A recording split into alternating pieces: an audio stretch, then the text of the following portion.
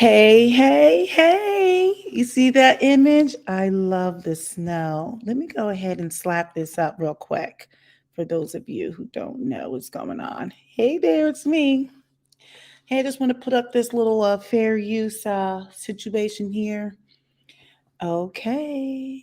All right. So, hey, welcome to another episode with the Black Opinionated Woman. I am the Black Opinionated Woman.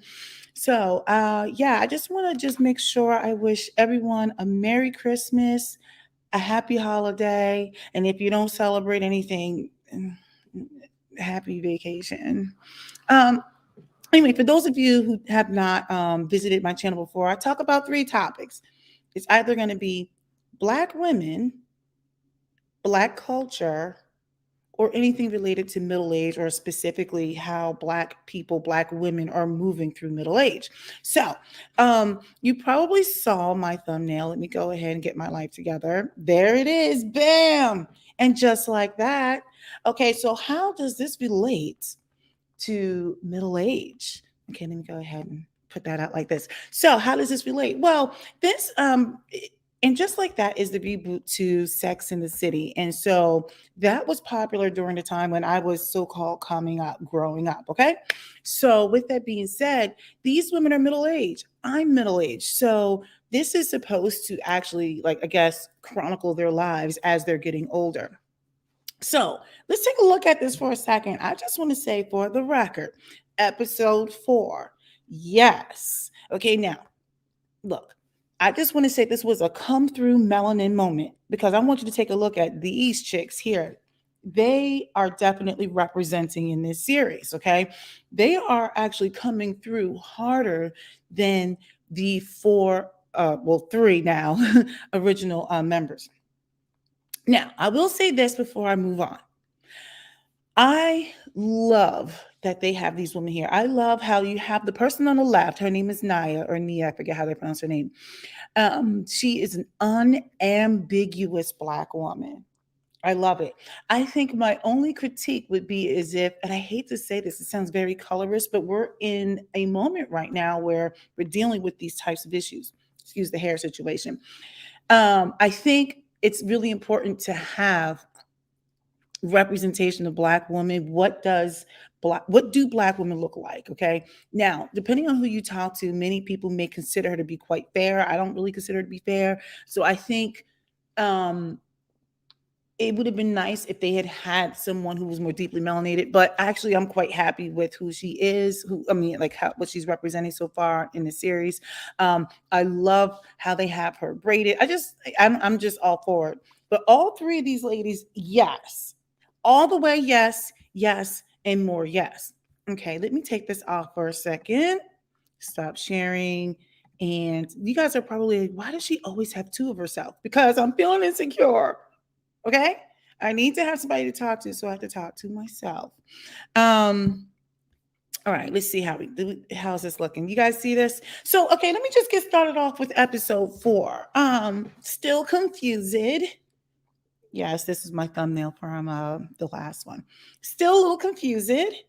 Okay, so let's get right on into it. Let me go ahead. Let me go to the next one. Since I couldn't upload this the way I wanted to, I have to do this like the bootleg way. Can you see that? All right. So right now, what we're looking at here are pictures of Carrie. So this episode is going to tap into a little bit of the nostalgia.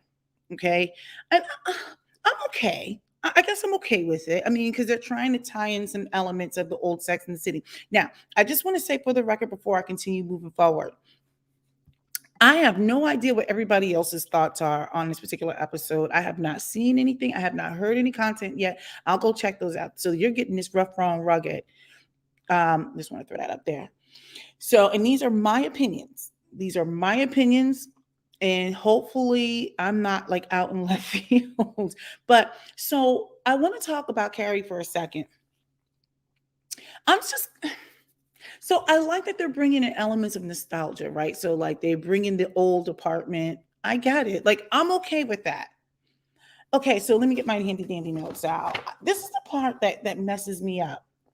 like she goes into her apartment and I guess that's where she needs to find some peace. It's like a piece of herself, right? They reference things like color in the apartment. So if you think about the old Carrie, she was full of life. Like she was kind of like a little out there, but nevertheless she gets to her old apartment and there's like this sense of nostalgia, and I think it actually helps for those of us who followed the series before. It kind of like brings you back in a little bit. Okay, it's trying to tie in some of the old elements. What I am not a fan of is, I get it, she has her old apartment, but why does she have to have a beat down coffee pot? I don't know why I was like hyper focused on this whacked out coffee pot. But I'm like, and then it didn't even work. I'm like, come on, we all get older, we all get more relevant coffee pots. Like I have a regular coffee pot and a Keurig thing, depending on my mood. If I have to make something quick, yes. If I'm trying to make a really good pot of coffee for myself, for my husband, if I have any guests. But yes, I have all the little, K cups, Keurig cups, whatever you want to call it, and the coffee pot. I just don't understand why her coffee pot was like so bootleg. Like I don't understand. And we're going to talk about this situation. So like I get it. And if you see these outfits here, so like she has like color and everything. I get it. But I'm not sure if I understand the tutu, because most people, and I get it, she was a very artistic kind of person, but most people, sorry, I feel like I got something in my eye. Most people as they get older, like they not to say that you can't wear it too. I'm just what's going on with this? I don't know. This the tool A and the tutu. Like I'm just like I don't know. I don't understand. But anyway, getting back to my handy dandy notes. All right, so she returns to her apartment and she's got all this nostalgia, and I get it. Like, you know what I mean? So they played that sad music in the background. Remember that song? Hello, it's me, babe. Thought about us for a long, long time. Oh, look, don't judge me on my singing. So anyway, they have that playing in the background, and I get it. It was kind of cool. So I'm all for it. But so what happens is, I guess she's like thinking about like a lot of things. And so when she returns back to her apartment she had with Mr. Big, I guess she recognizes like, I need to sell this. I can't even get the words out. So now this is how they start to introduce Seema. Okay. So Seema, I'm not going to flash her picture yet because I'm just too lazy to do all this going back and forth. So she has her new friend Seema. I presume she's Indian or Pakistani or something of those lines. She is flat out gorgeous. This lady is bad. Like everything about her, head to toe, the way she dresses, the way she talks, everything. I don't know. I don't know where they found this unicorn. This chick is dope.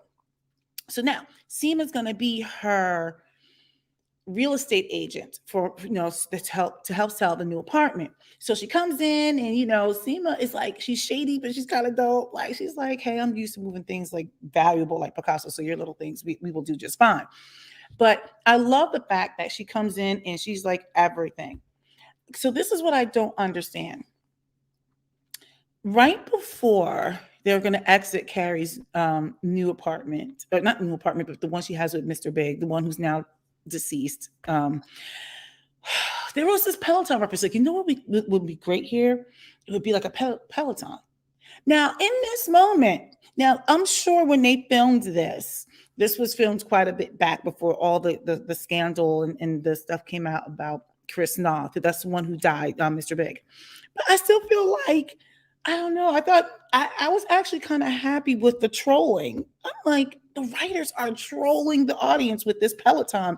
Who would have thought, who would have thunk it, that Peloton would be getting this much? Like, seriously, Peloton's like, I'm sure they're probably like, I don't know if I'm happy or sad. I mean, like, they show him dying because of a Peloton, but we continue to bring it up. Like, I don't know, but I feel like the writers, they did not know how much they were going to be trolling the audience with this reference to the Peloton. As far as so anyway, the Peloton was supposed to be like a prop for the apartment, right? To help stage the apartment to sell it. Anyway, I just thought it was hilarious. So this is the thing what I don't understand. This is let me go back to my slide because this is the reason why I'm like confused. I am so confused. They brought up so anyway, I guess Seema, the real estate agent, was getting ready to go. Carrie was getting ready to go. So she says, hey, my driver's downstairs. They get into Seema's vehicle, and Carrie asks her, do you smoke? I don't know if the car smelled like smoke. I don't know. And of course, there's some exchange back and forth. And Carrie's like, I guess Seema says yes. And so now she's begging for a cigarette. So this is what I don't understand. So now Carrie's back to smoking. I'm not sure exactly why this is relevant. I don't get it. I guess they're trying to make it seem like she's back on the city. Sorry. Yes, I'm drinking a Coke. So I don't understand. I don't understand. Like I can understand bringing in elements of nostalgia. I don't understand the bootleg coffee pot. Hello, my other person over there. Hey. So anyway, I don't understand the coffee pot. I don't understand the whacked out tutu, too tutu, and I don't understand this cigarette scene. Now, other people may get it. I don't. I'm sorry.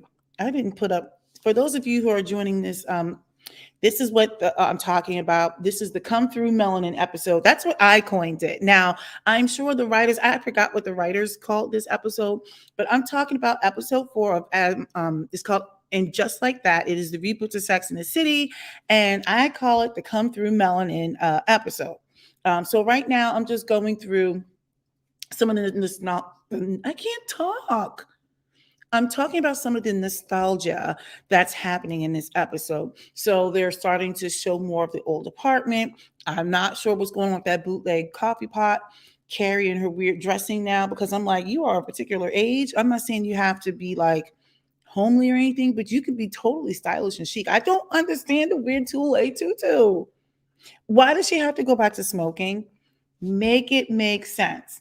So I'm going to move on to some of the still like annoying elements. We're going to talk about like,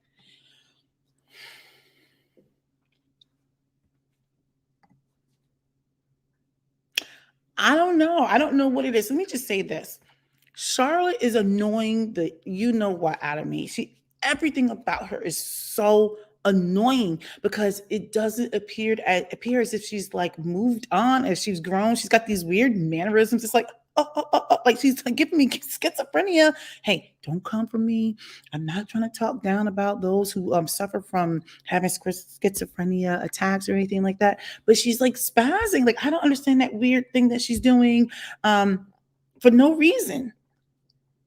There's no reason. She's acting like a dodo bird. Like I should have had a picture of a dodo bird. That's what I should have put up here. A picture of a dodo bird. I don't get it. I'm like, I don't, I hate her character. Because you would think that like a woman of a particular age, like she's trying to be like memorialized in time. Everything about her look and everything. I felt like she could have been chic. She could have been slick and chic. I don't know. I don't know. Whatever it is, there's something about her. She is so annoying. Let me just go ahead and throw this up there real quick. These are just my opinions. I'm allowed to have them, so don't get mad at me. I don't understand. Oh, I always have my alleged thing, guys. This is like my standard thing. Everything's alleged until proven true. I'm not taking it down. This is just, Anyway, so look, this is so confusing to me how she is so dumb. Like she's not evolved. I don't know what it is about her. She's still so pie in the sky. You would think after coming through a pandemic, the racial reckoning that's happening, there's so much, all of the gender identity issues and everything happening in the United States. You would think that there would be some level of depth with her. I guess they're trying to explore it, but she's irritating. So anyway, she's still boring. But yes, her friend, her new blackety black friend, which is kind of cool actually. I like her. Now, I hope that they really develop her to be a little bit more in depth than like a Charlotte. My whole big hand is like all up in here. Like, how come somebody didn't tell me? But so I like that they're trying to grow her with having a black friend, right? I like that. I just I think what I didn't like was there was a little bit of that, black woman having to come in and rescue white woman thing in that one episode. And so for those of you who don't know or understand, I'm just gonna like put you onto game for a second. What is not widely discussed is how black women oftentimes are having to uphold or prop up white women sometimes. So this may come across some kind of way. That's not typically discussed in mixed company. So for those of you who don't know, now you know. So when it's always like the black woman has to support the white woman, has to bail her out. Okay. But then also there's a flip side to that with the white savior complex. But I don't know. I don't know if you can ever win here, to be honest. But I'm gonna get back to like Charlotte and her annoyingness. So what was so weird about that was like her need to for acceptance and to have this new friend, like she wouldn't schedule her husband's colonoscopy exam. Like I just thought it was just so weird. Like, are you that hard up for these new friendships? Hi there. Hi, other person. That's me. So yeah, I just thought that was really weird because I'm like, unless you just don't like your husband or something, I'm not putting people in front of my husband. I'm like, if he needs to go get a colonoscopy, which probably is going to present as some sort of issue later on, I'm sure she's gonna have to deal with life because maybe something's gonna happen with her husband because he didn't get that colonoscopy exam, or she's going to have to learn about racial stuff with black people. All right, because she's going to be introduced or made aware of some things. Maybe she'll have a Karen moment. I don't know.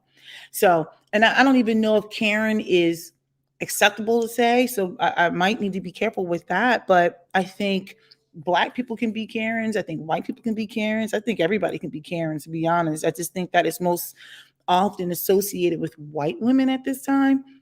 But I definitely think that a lot of that type of behavior is probably going to rear its head at some point. But anyway, getting back to Charlotte and her annoyingness, I think I beat that one. I just feel like I don't understand why she is that much of a ding dong. I could pull up another picture of Miranda. I didn't, but I still don't understand the weird thing going on with Brady and his girlfriend. Why is she staying in that house? Where are her parents? Why is this chick talking to Miranda? Like, why is it that these kids are like, "Mom, you smell like," you know, like I don't get it. I don't understand that dynamic at all because I'm living in today's world that they're referencing, and I would never. I'm like, maybe it's just me. I don't know, but it doesn't make sense. Everything about that part of the storyline, these part of the storylines that they have, is like raggedy. I needed them to get off of the annoying part. Okay, let's move on. So there was this weird bombing out in the during the podcast. So I have another slide. No, no. So anyway, I'll just say this. I guess in comes this her name is Chloe, I guess. I don't know if she's like the podcast social media manager, but she definitely was not even like actually one of the characters on the show actually stole the words out of my mouth. I'm like, she clearly is like not reading the room. I just felt like she was so emotionally unintelligent. But I think, believe it or not, now this is going to be weird. I may change my mind. I think it was almost brilliant. I say this because with a lot of our young people, they exist behind these things, right? And what happens is because this is just my personal opinion, and I know I'm painting with a broad brush. I think because so much time is spent behind devices and on social media, per se, like there is this air of separation. Now, this is just my opinion. There is an air of separation from people. So it's so much easier to be emboldened and to say certain things when you're behind screens and everything like that. And then what happens is when you come in person, it's just different. And I just kind of felt like she gave me young vibes, like n- not interacting with people enough to catch some of the social cues. So I actually liked that she kind of came in. she's kind of a, well, I'm trying to be good, but she was lacking in self-awareness, I think. And I think she did not understand how she came off in that moment.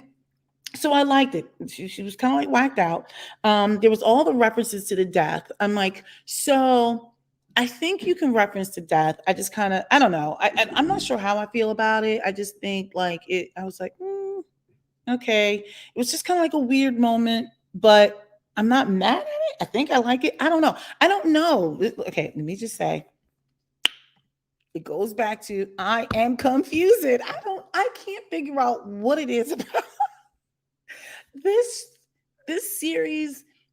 It's driving me crazy, but I still watch it, right? Because it was like a part of like the fabric of growing up. Now, granted, these women have me by a decade. Nevertheless, I am still considered middle aged. But anyway, so I just thought it was interesting. And let me just say one other thing. I think, like I said, when I originally started talking about this particular show, I felt like the show had toxic wokeness. Okay. I still think it does. I think they tried to give us everything at once so they can get onto the development of the character instead of finessing us over time. I wanted to be finessed, like woo me into it. Now, where am I going with this? With the weird podcast bombing out scene. And I could be overthinking this, but now comes this person who is lacking in self awareness, emotional maturity, and intelligence, cannot read the room, but she's disabled. So now they're trying to give us able body versus disabled. Like, and I could be overthinking it. It really just could have been like, hey, we're just gonna have somebody who's in on a wheelchair. So I'm all for addressing these issues, but I just kind of feel like maybe I wasn't. Maybe I still wanted some of that fantasy. Maybe I think it's just that as a viewer, I wanted to be finessed and entertained, and maybe I don't want to be bodied up all at once. I feel like I'm taking body blows. I got bodied up, and just like that, it's bodying me up.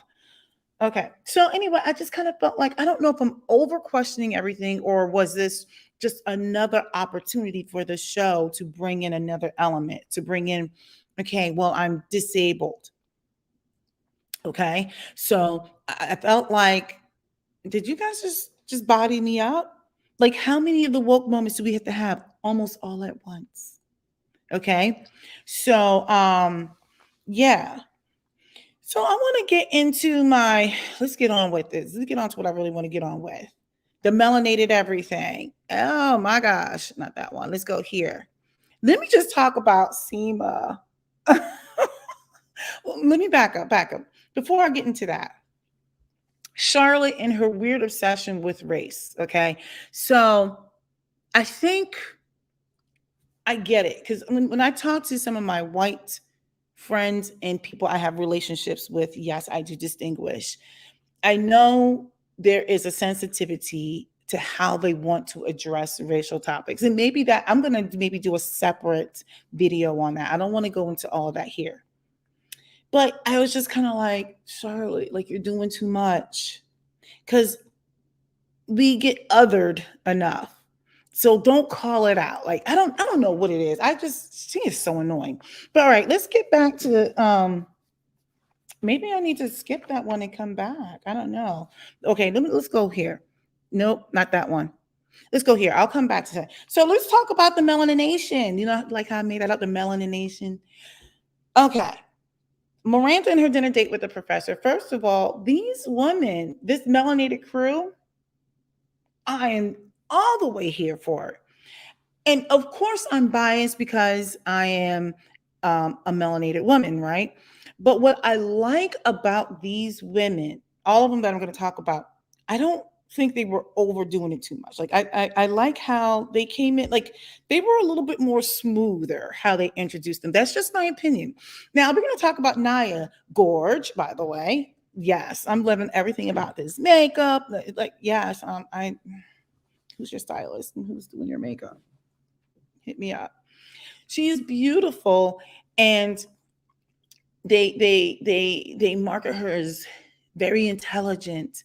What I love about how they are marketing her, I shouldn't say market, how they are introducing her is this is the first time that we get to see a highly intelligent Black woman who's not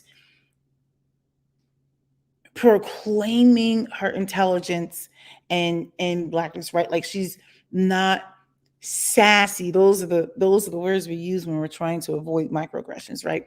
She's not, you know what I mean? There's a softness there. There's a humanity there. They humanize her right away. That she talks about having IVF. Now, what I liked that they did, maybe the way they did it might have been too soon, was introducing all of her personal story. Now, we got a taste of it in previous episodes when, taking the shots and stuff. But what I liked about how they really tried to finesse us a little bit, right? They're really trying to develop these characters was they didn't come at it with her from a blackety black standpoint. They came, they got around to her from a woman's standpoint. These are the woman's issues we deal with. We deal with fertility. We deal with career. We struggle with, do we want kids? Do we not want kids? Can we have it all? That's what they did. What they did not do was try to continue to lead with her blackety blackness. We can see that she's Black. We can tell her ethnicity. Gorge. I love how they are handling these women. Look at her hair. I'm like, why am I might have to go get my hair done like that. I want to braid all the way cocked to the side. So I am loving how they're handling this. I don't know who their writers are. They must have had some Black people help with the writing because they did not lead with like, hey, honey, like all that. Oh. She was just kind of like, hello. Yes, I'm the professor. Like, it wasn't like all this extra. I get it because I remember being in situations like that where there's like this expectation of what they think you need to be or what they think you are. And you're like, no, I just really want to eat, blah, blah, blah, or whatever. Like, you know what I mean? So I love that. So anyway, they humanized her.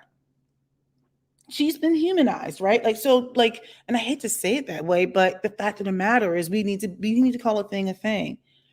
Black people have not been humanized for so long. So to have someone like her on here, she's humanized, and they're talking about her just from the standpoint of being a woman. That's it. Because this is a show for women, right? So they're talking about women's issues. So even this picture that you see here with her in front of Miranda, right? It's interesting because usually Black people are behind. So, and I could be overreaching and overthinking, but I like this. And by the way, these colors that they're using on these women, everything. I like the orange on Miranda. And like I said, I'm going to talk about Miranda for a second. Miranda is beautiful. She can go with gray or she can go with red. She's a beautiful woman. So I think her hairstylist, A plus, kudos. I think in some of the pictures that we've seen, she may be wearing a wig or something. I don't know. It's just my opinion. But anyway, I like this. Anyway, they continue to talk about things like, I'm kind of happy with no children.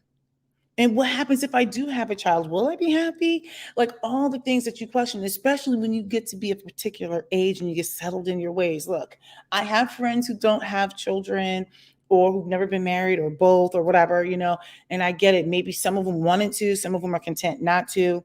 So yeah, I'm all for this scene here. I loved it.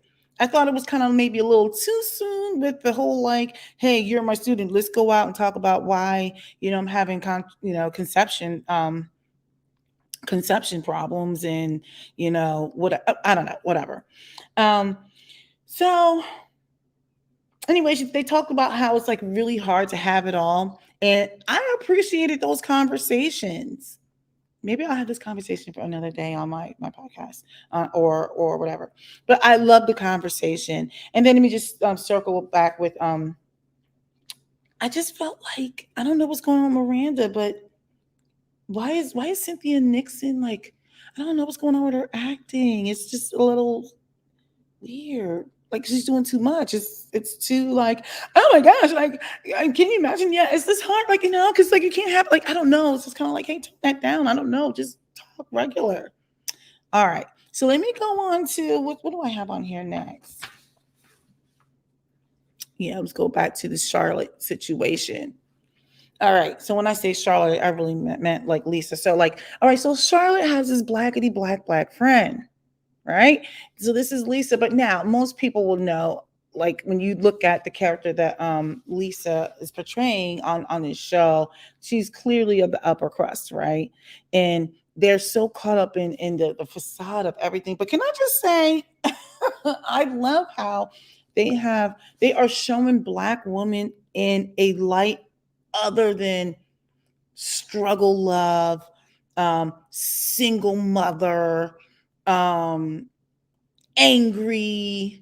Um, yes, they're showing that we can not only be beautiful, but we can live, you know, great lives. We can be highly educated without being hard and like all this. Like they're very soft and feminine women. But so a lot of people will try to like say like, oh, black women aren't feminine or whatever like that, but you can look and see what's going on. I am loving the looks that they are putting these women in. Now I'm talking about the melanated crew because I don't know what's been going on with Charlotte's outfits lately. The colors are great. They always tend to have her matching up with her counterpart Lisa. However, I don't understand why they got them in these weird, I don't know, I just feel like I want to, like, I don't get it. And I'm getting hot, by the way. So, am I sweating? I hope not. Oh, I'm starting to sweat. I'm telling you, it's that middle ageness going on. So, you guys like my shirt, by the way. Look at it. Isn't that like the Oh, can you see me? Yes. Hey. Oh, sorry. Hershey's Kisses. I love it. So anyway, I digress. I just don't understand what's going on with the weird outfits. But anyway, so Charlotte is obsessed with having a black friend. And so this is the thing. I don't know if she sees the black friend as an accessory because there are people out there who do that. You become the token. I think a lot of people in Hollywood in general, I mean, this is just saying, I'm going to digress a little bit. I'm noticing it just seems like it's so in vogue right now to have a gay friend. Like they treat like the gay population as if they're like pets or something, like something they can just pull out. Oh, let me just pull out my gay friend. I don't like that. I'm like, they're either your friend or they're not, but it's almost like it's in vogue to just have someone to call upon. Like, I don't know. It's hard to explain. So that is my concern with Charlotte. I don't know why. I just feel like she's a walking ding dong, but I don't know. I'm glad that she's going to have a friend that she can probably identify with all these stupid dinners and stuff that they go to. But I think like I don't know. My concern is Lisa going to be like an accessory? I don't know. I could be overthinking it. What I do know is these women are slaying in their looks. I don't know if they took some modeling classes. Like the lighting is good. These women are flat out gorgeous. I love their outfits. Look at that little jumpsuit that Lisa's wearing right there. Mhm. Cute. I am all for it. The melanin crew is coming through, but look, I gotta go to this chick right here. This chick is bad. Seema, let me tell you something. When she got out of the look at that picture. Look at that picture. Now I know this is totally. I know people don't want like for the extreme feminists, they don't want to talk about looks, whatever. I don't care. Let me tell you something. This Seema, I forget her real name in real life. This woman is just flat out gorgeous. Look at this. Look at her outfits, all of her outfits. There was a white jumpsuit that she wore. I should have snapped that picture. Look at this woman is bad. I don't know what it is. She's beautiful, but what I loved about her was I hate when they always want to say that women are strong, but in this instance, she had a different type of strength and femininity to her. I love how intelligent and self-assured she was, but there's still vulnerability there. I love how deep her voice is. Look at that dark lip. I was like, I need a dark lip matte color. She was just everything. Gorge. But see, I love how they show women who are older per se. I mean, they don't look old at all, but like they're just so beautiful. I can't stop staring at these women. But anyway, I want to get to the back to the weird smoking thing. I don't understand why they chose that moment to to further solidify Carrie's relationship with Seema. What I do like is that I don't think Seema is this apologetic woman, right? She is who she is. She's not trying to conform to fit everybody. I don't know. There's something really intriguing about this character, and I love her for the show. I love her. Her and Nia, the most. I'm still waiting to see where they take Lisa. But I love the Melanated crew. I love how they took their time in this episode to really develop these characters. Because in previous episodes, they really took more time to kind of like introduce Shay. But now they introduced three different women. They weren't gender non-binary, all the different acronyms, right? One was a real estate agent. One was, I'm presuming, a stay-at-home mom. One was in academia.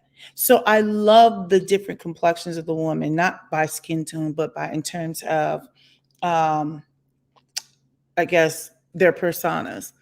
But yeah, she is everything. All right, so I'm going to try to like speed this up so I can move on. Look, this is the thing. We're gonna let me get back to my situation. I already did this Charlotte thing. We're gonna do this. What was I calling this? We're gonna. Whoops, sorry.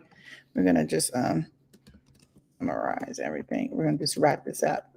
Hold on, my wrap up. Sorry, I meant to save this off. Okay, let's go ahead and wrap up some of this stuff. I'm gonna like run through this. I'm gonna reference Carrie, Charlotte, and Seema.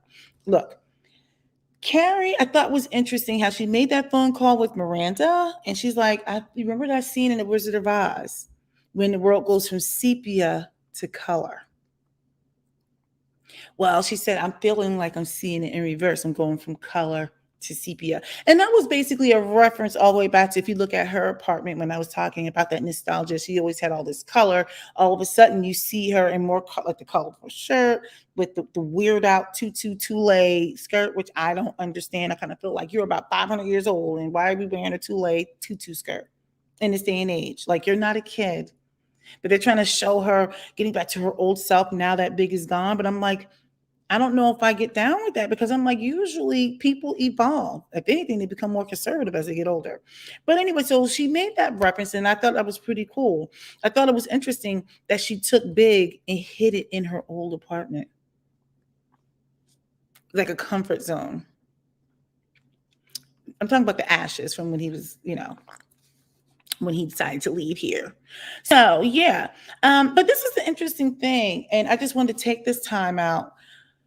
So her Anthony gets a call from Anthony comes and visits, I believe it was Charlotte. I'm having a moment here. And in that moment, he was talking about, I'm moving on to Charlotte, by the way.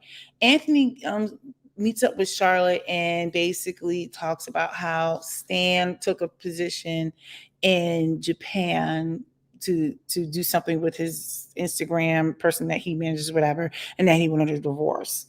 And it's kind of a sad way to cap off the Stan story. For those of you who don't know, Willie, I can't remember his name. The person who played Stan is no longer here. Sadly, he passed away from, I believe it was pancreatic cancer. And go ahead and put my little ticker up there. I believe it was pancreatic cancer. So he's no longer going to be on the series. I do not know if they're going to bring somebody in that's going to play him. Probably not. But that's basically how they get him up off of the story. At least I think that's how they're getting him up off of the story. More Charlotte.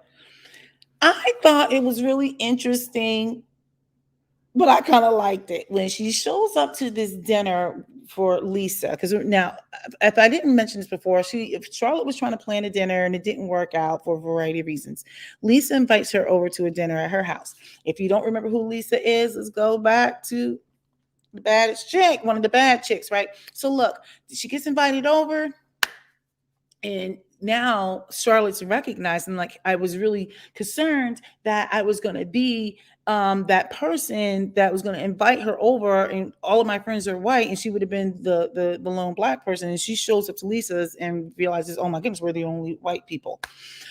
I love how her husband is kind of like rolling with the punches. He has a sense of humor. I forget, it was Harry or something. I can't remember his name.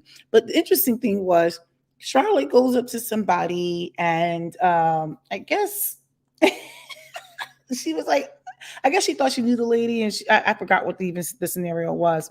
And the lady was like, I am not who you think I am. Like, I am not her. And that just goes to point out that oftentimes people will put all black people in the same, but like we all look like we all like it was just kind of like funny. I mean, I thought it was a cool way to just write in a little bit of like a social gaffe that she commits, because now like it just goes to show that she's having to navigate these times, right? Like she's not having hi other person, so she's having to navigate these times where she doesn't have the same um level of interaction maybe with black people, so her circle is so limited, so if she meets one or two, she's just assuming that everybody's the same. Anyway, I just thought it was funny. I didn't think too hard about it, other than yeah, she played herself and she needed to, so it was like it was a way to just show like she's gonna have to grow, right? Like her circle is really limited. um but she shows she actually, I guess, how do I say this? Earlier, I mentioned that, there's this thing where black women typically have to always support white women and hold them up and prop them up. Now they're showing the friendship grow, where it seems like almost like Charlotte is giving off that savior complex. So it's like almost like this mutual symbiotic relationship where they are helping each other. So when I set it up earlier, I was trying to just say like, hey, that's a thing where, in the black community, right? Like it's not something that's going to typically be talked about outside the black community, but it came full circle in the end, where Charlotte is now actually kind of like helping out. And then they both have this weird thing with being perfect, whatever. Okay. All right. So back to Seema, because I just think she is like super dope. Wrong one. Sorry. I couldn't get my slides imported in the normal way. So I have to do it like the share screen way. So just stop making fun of me because I'm in my feelings. Okay. Just about that. Look, I am a fan of how they ended the episode. Okay. I am a fan. Because this is what happens. So they come back to Carrie's apartment. So Seema's basically like, look, there's been some interest on, I'm talking about the big apartment or whatever. There's been some interest, blah, blah, blah. She's recapping, and she pulls out a picture of herself, of Carrie with Big, and the glass was broken. There's a lot of symbolism and I forget what, I don't, it's not allegory. I'm having a moment, but there's a lot of symbolism to it. So Carrie is basically coming at Seema like, you said you would do this, like you would take care of everything, blah blah blah. You can't just replace the glass on this. So she's clearly, it's misplaced anger, but she was upset, emotionally upset over that picture with her and Big. And so basically Seema also calls out the fact, like, hey, I have my notes here. Sorry. I said, Seema, the meaning behind the broken glass of their picture, it was like the broken relationship. So, okay, I guess Seema calls out to Carrie. She calls out to her about that comment for putting herself out there. When they went out to lunch, basically, Carrie made some statements that she didn't recognize because she also has a blind spot in how she moves throughout this world. So she made some comments to Seema that Seema was kind of like, so basically, they both recognize that they've said some things that were, kind of effed up, actually, unintentional. But I love that moment because Seema made sure, she's like, okay, well, wait a second. Well, since we're talking, let me tell you the things that you've said that you were unaware. And it was in reference to Seema, like, wow, you're still out there dating. Well, I'm glad you're still putting yourself out there. Like, I get it. So she's just kind of like, well, what the heck does that really mean? Like, as if like, kudos to you for still trying, as if like if it wouldn't be me. And so basically this is just how they become friends. But I just want to say in summary, these women, um I like the fact that the people who have written this episode really leaned in on the melanated crew, because these women were super dope. Like I love the way they did it. Like, how do I where's my situation? Let me get out of here for a second. I just wanted to go back to this screen share for a second. Screen share. Go here. Let's get it together. Go to my hold on. Hold on. Share that. I want to go back to that because at the end of the day, these women came through, all three of them. And I like that they didn't focus on Shay for this one because, like, I like Shay. I like where they're going to go with her character, I think. But I like how they took the time to talk about these women and introduce them into the relationships with these women. I think it's going to make this series more colorful. Oh, pun intended and not intended. It's going to make this series more colorful in terms of adding depth and personality other than just having sexual encounters, living the high life, and just eating stuff like that. Because the fact of the matter is, these women are older, they're going to have health issues, they have careers, they have children, relationships change. We're living in a, like I said, a post racial reckoning. Well, I don't even know if we go through these cyclically in this country. There's so many issues that have to be discussed. So I think I really like how they did that. I like it. I like it. I like it. I'm still confused though because Charlotte is still stupid. Like, I don't understand her weird outfits. I like the colors. I don't get it. I don't understand why Cynthia Nixon is overdoing it. Like, oh yeah, oh okay. You know what? We're going out. Yeah, yeah. We're going out to dinner. Yeah, and we're gonna talk about it because I brought up, like, it was just like too much. I'm like, girl, calm the heck down. Why are my kids texting me? They want to know, am I done? So anyway, that's pretty much it. I am sorry that this took so long, but I had a lot to say. I had a whole lot to say. So look, all right. Wait, what's going on? What's going on with my situation? Again, look, guys and gals, bows and bow ties. If you liked it, go ahead. Give me the thumbs up. I could really use a thumbs up. Okay. And a subscription. So anyway, that's it. That's just a wrap up of And Just Like That, episode 4. I wanted to talk about it because it referenced things that happened in the Middle Age, things that we're talking about today. I thought it was current. It's kind of weird how they put it together. It's kind of overly woke, but I liked how they introduced the Melanin crew. All right, so let me go ahead. I'm going to get on up out of here. Don't judge me. And that's pretty much it. Let me know what your thoughts are. It's okay. Go ahead and put it in the comments. Take care.